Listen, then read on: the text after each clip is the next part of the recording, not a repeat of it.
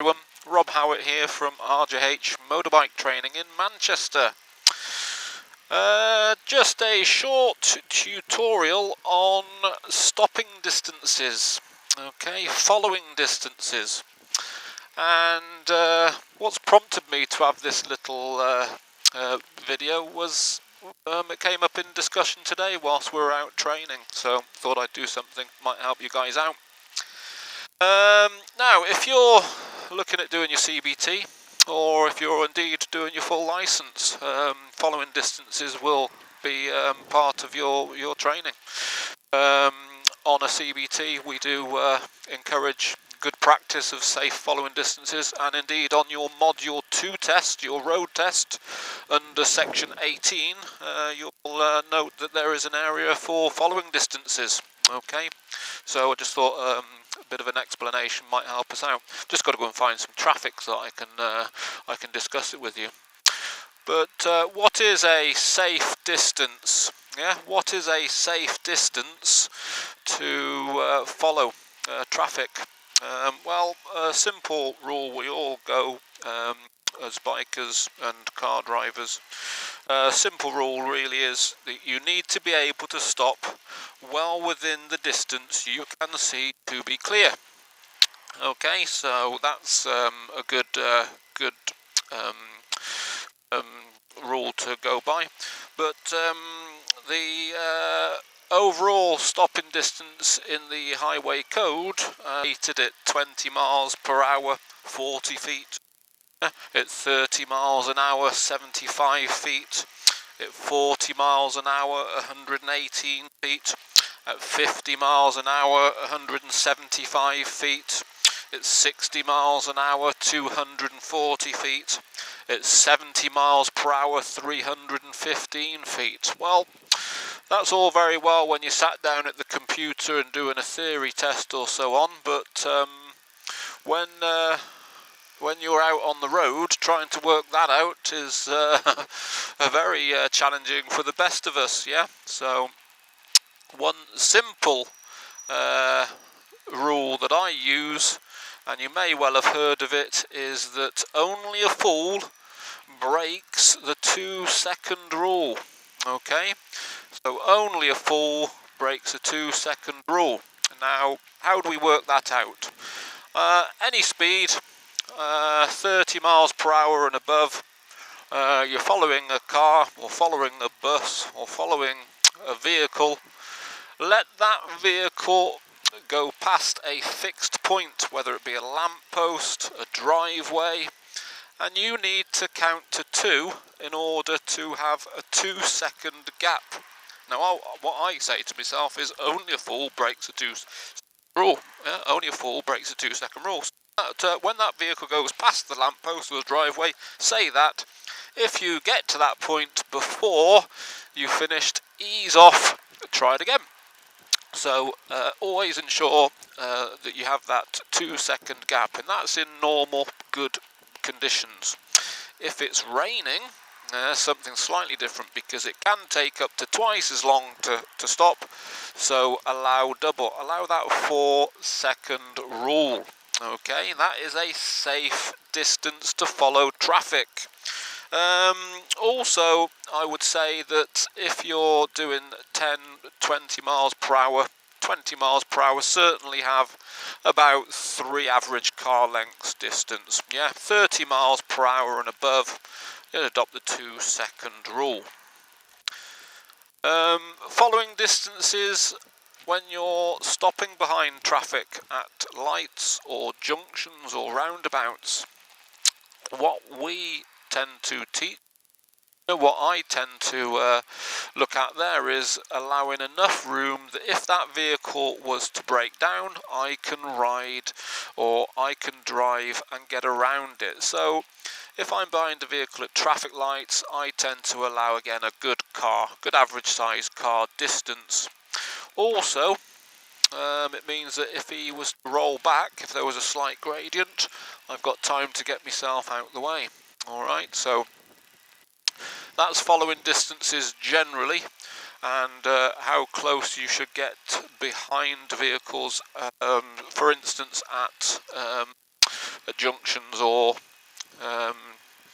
at traffic lights, etc.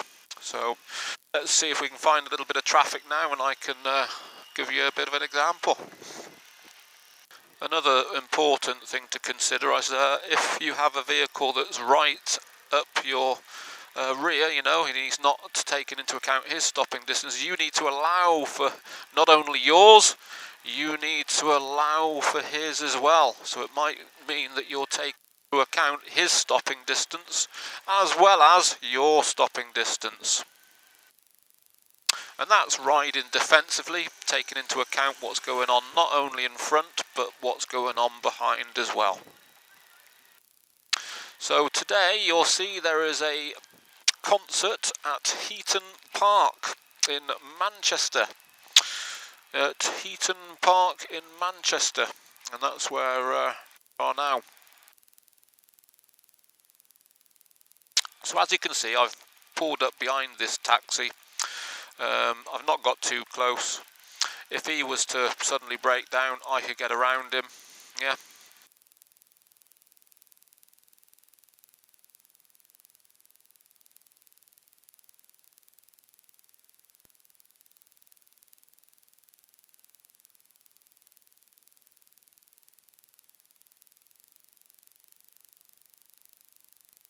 So not getting too close. Only a full brake to 2 second rule. So, and then it gives you time then to overtake when they pull over like that. You're not leaving everything until the last minute.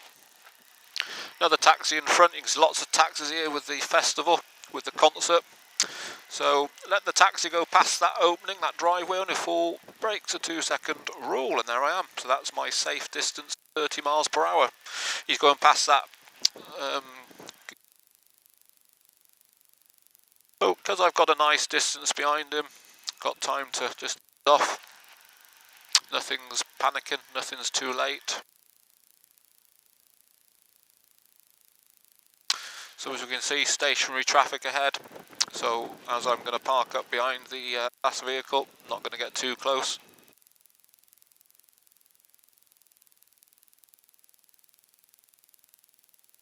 Get past him, I could do.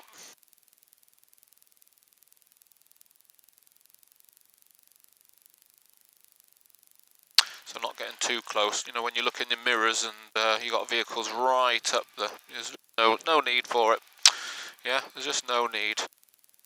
So I can get around him safely if he wants to roll back or if he accidentally rolls back, he's not going to hit me. I've got time to get out the way.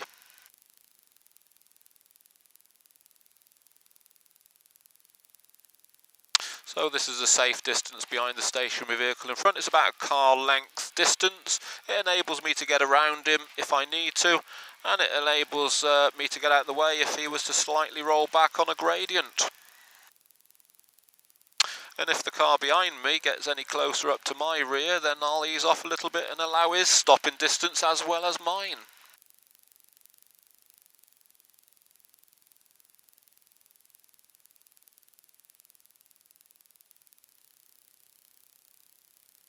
And so now we're coming back up to sort of like 30 miles per hour, so I can then have another check. So he goes past a fixed point, only a full brake 2 second rule, and there I am, nice and safe distance behind.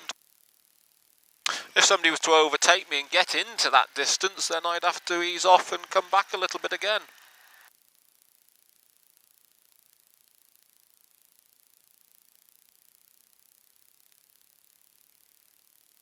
So that's the safe, giving me the opportunity to stop well within the visibility, the distance that I can see clear.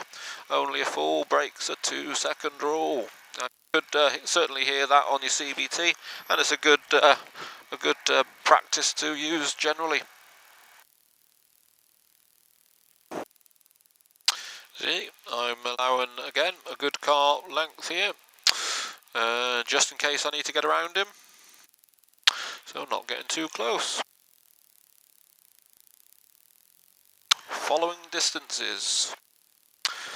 Simple. Following distances. Be able to stop well within the distance you can see to be clear.